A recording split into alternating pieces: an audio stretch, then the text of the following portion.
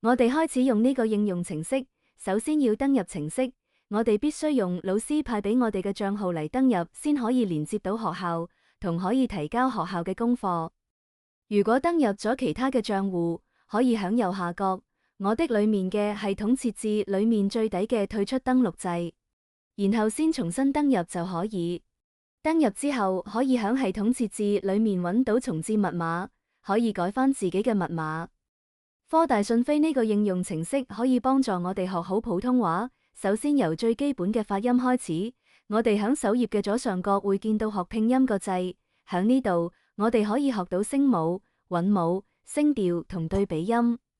聲母同韻母方面，我哋嘅應用程式將抽象嘅發音方式利用動畫表達出嚟，幫助老師教學。同學可以無限次跟住動畫同標準音練習，直至熟練為止。對於聲調方面，亦都有詳細嘅解釋。對於聲母同韻母嘅對比，亦都做得好足，方便同學理解同練習。學好基本功之後，同學可以試下用拼音方式練習單字，系統設有標準音，同學亦可以不斷練習，直至滿意為止。跟住練習詞語嘅做法都係一樣。學句子呢部分已經包含咗生活、學習、出行同埋應急常用嘅句子。經常練習就可以全國通行啦。然後短文朗讀更可以提升同學普通話朗讀水平，全部配以官方示範音，同埋用國家普通話水平測試同源嘅系統即時評審。老師安排嘅功課就可以喺作業管理裏面揾到，做完就自動提交。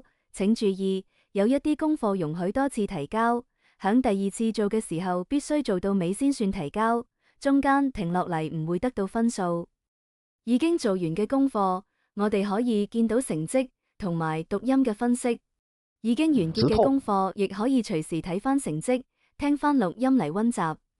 至於老師呢度安排嘅考試任務，就可以用嚟比較返學生目前嘅進度。